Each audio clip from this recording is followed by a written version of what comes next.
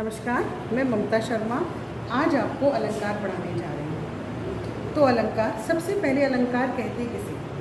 अलंकार का अर्थ होता है आभूषण। जिस प्रकार आभूषण से एक स्त्री और भी सुंदर लगती है, उसकी सुंदरता में चार चांद लग जाते हैं, उसी प्रकार काव्य अपने आप में सुंदर है, लेकिन उसको और सुंदर बनाने के लिए अलंकारों का प्रयोग किया जाता है। तो परिभाषा तो क्लियर हो गई होगी कि अलंकार किसे कहते हैं। जहाँ शब्दों के माध्यम से चमत्कार उत्पन्न होता है उसे हम अलंकार कहते हैं। क्लियर है? अब हम अलंकार के दो भेद होते हैं। एक होता है शब्दालंकार और दूसरा होता है हमारा अर्थालंकार। आज हम शब्दालंकार पढ़ेंगे।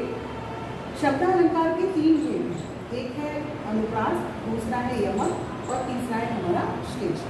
तो सबसे पहले हम अनुप्रास अलंकार पे आते हैं। अनुप्रास अलंकार में वर्णों की आवृत्ति, यहाँ मैंने शॉर्ट इसलिए लिखा हुआ है जिससे आपको याद हो जाए, क्योंकि इनकी जो परिभाषा है वो बहुत बड़ी होती है जिससे बच्चे याद नहीं कर पाते। अब इससे छोटा छोटा लिखने पर ये है कि इसकी जो मेन चीज़ें हैं वो आपको याद हो जाएंगी। ठीक है, तो जैसे सबसे पहले अनुप्रास अलंकार पे आते हैं। अनुप्रास अलंकार, तो जहाँ काव्य में वर्णों की आवृत्ति होती है। वर्ण समझते हैं ना आप लोग? वर्ण और शब्द में अंतर है कि वर्ण तो एक जैसे क ख ग ये हमारे वर्ण हैं, और शब्द वर्णों का एक सार्थक समूह जिसका कोई अर्थ हो, वो शब्द कहलाता है। क्लियर है आपका? तो हम परिभाषा पर आते हैं। अनुप्रास की परिभाषा, जहाँ काव्य में वर्णों की आवृत्ति एक बार हो, दो बार हो या एक से अधिक बार हो, कितनी बार भी हो, और वो मध्य में हो, अंत में हो या प्रारंभ में हो, कहीं पर भी हो, अगर वर्णों की आवृत्ति हो रही है तो वहाँ हमारा अनुप्रास अलंकार ही होगा। क्लियर है? जैसे उदाहरण पर आइए आप, जैसे रघुपति राघव राजा है, तो यहाँ देखिए र की आवृत्ति, एक रा, दूसरा रा, फिर रा और फिर रा, तो रा वर्ण की आवृत्ति हो रही है, तो यहाँ कौन सा अलंकार होगा हमारा?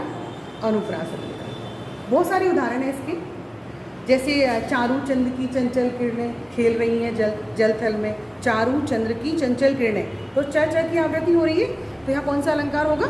अनुप्रास अलंकार। इसके बाद हम आते हैं यमक अलंकार। यमक का अर्थ होता है जोड़ा। अब जोड़े से क्या तात्पर्य है यहाँ पर? तो हम परिभाषा पर आएंगे कि जहाँ काव्य में एक शब्द की आवृत्ति एक से अधिक बार हो। ध्यान रखिएगा, अनुप्रास अलंकार में वर्ण की आवृत्ति और यमक अलंकार में शब्द की आवृत्ति। ठीक है, तो जहाँ काव्य रचना में एक शब्द की आवृत्ति एक से अधिक बार हो, वहाँ होता है हमारा यमक अलंकार। जैसे उदाहरण पर आते हैं, काली घटा का घमंड घटा, काली घटा का घमंड घटा। अब देखिए घटा घटा शब्द दो बार आता है, घटा और ये घटा। तो यहाँ एक घटा का, इन दोनों का अर्थ अलग अलग है। एक घटा का क्या अर्थ है? काली घटा मतलब एक काला बादल, और घमंड घटा, यहाँ घटा मतलब कम होने की अर्थ है। तो समझ में आया? परिभाषा क्लियर हो गई इस उदाहरण के माध्यम से कि जहाँ शब्दों की आवृत्ति एक शब्द है, इसकी दो बार आवृत्ति हो रही है और दोनों बार उसका अर्थ भिन्न भिन्न है। क्लियर है हमारा?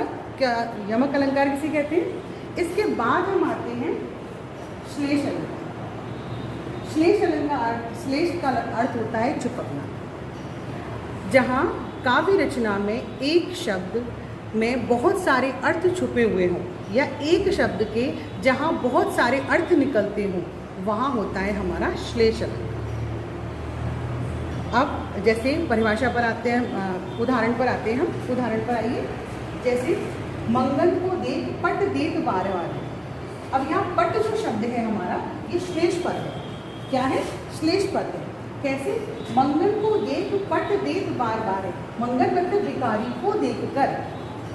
पट माने होता है किवाड़ और पट माने होता है वस्त्र। एक ही शब्द जो है दो अर्थ अपने अंदर समाहित है, उसके अंदर दो अर्थ चिपके हुए हैं, है ना? तो देखो, मंगल को देख पट देख बार आ रहा है कि मंगल को देखकर, भिखारी को देखकर। कुछ लोग तो ऐसे होते हैं कि दरवाजा बंद कर लेते हैं, गेट बंद कर लेते हैं, और कुछ व्यक्ति ऐसे दानवीर होते हैं कि अपने शरीर पर जो वस्त्र पहने हुए हैं उन वस्त्रों तक का भी त्याग कर देते हैं, उस भिखारी को दे देते हैं। ठीक है, और देखो दूसरा बहुत सारे उदाहरण ऐसे, जैसे रहीमन पानी राखिए बिन पानी सब सून, पानी गई न उबरे मोती मानस चून, या फिर सुब्रन को ढूंढत फिरे कभी व्यभिचारी चोर। बहुत सारे उदाहरण हैं। तो जो आपको सबसे पहले उदाहरण, जब भी हम अलंकार करते हैं तो एक बात ध्यान रखेंगे आप, अलंकार की परिभाषा हमने याद कर ली। परिभाषा हमारी तभी जब तक हमें याद नहीं होगी जब तक हम उस परिभाषा को उदाहरण में फिट बिठाना नहीं सीख जाएंगे। हम जब तक नहीं सीखेंगे कि ये उदाहरण जो है ये कैसे है, इसमें कैसे अलंकार होगा, तो सबसे पहले आप एक उदाहरण याद करिए, फिर परिभाषा याद करिए, फिर उस परिभाषा को उस उदाहरण में लगा कर देखिए। जहाँ आपकी परिभाषा उस उदाहरण में फिट बैठ जाती है वहाँ आपकी परिभाषा भी आपके दिमाग में बिल्कुल सेट हो जाएगी। तो अगली वीडियो में हम अर्थ अलंकार करेंगे। Thank you.